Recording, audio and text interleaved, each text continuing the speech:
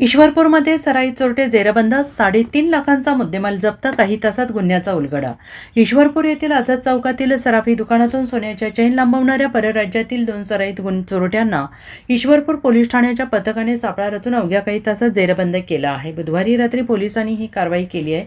अटक करण्यात आलेल्यांमध्ये एका अल्पवयीन मुलाचा समावेश आहे। विनायक प्रकाश पाटील, वय वर्ष 18, राहणार दत्तबडा, जिल्हा नॉर्थ गोवा, राज्य गोवा असं संशयिताचं नाव आहे। गुरुवारी न्यायालयाने त्याला 3 दिवसांची पोलीस कोठडी सुनावली, तर त्याच्या अल्पवयीन साथीदाराची रवानगी बालसुधारगृहात करण्यात आलेली आहे। या चोरट्यांकडून 2 सोन्याच्या चेन आणि गुन्ह्यात वापरलेली दुचाकी असा एकूण 3,50,000 रुपयांचा मुद्देमाल पोलिसांनी जप्त केला आहे। याबाबत मिळालेली माहिती अशी की अरुण सर्जेराव साळुंके, राहणार विटा यांचे येथील आझाद चौकात सराफी दुकान आहे। बुधवार दिनांक 24 जून रोजी सायंकाळी 5:30च्या सुमारास त्यांच्या दुकानात दोघे आले।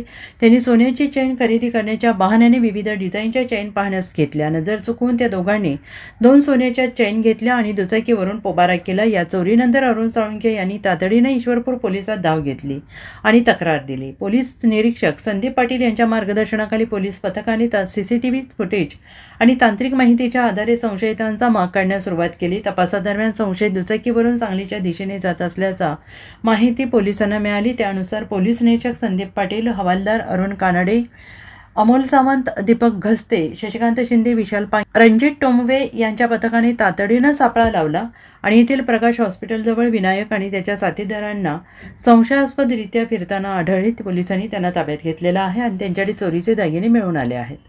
Bureau report, SPN Marathi, Sangli.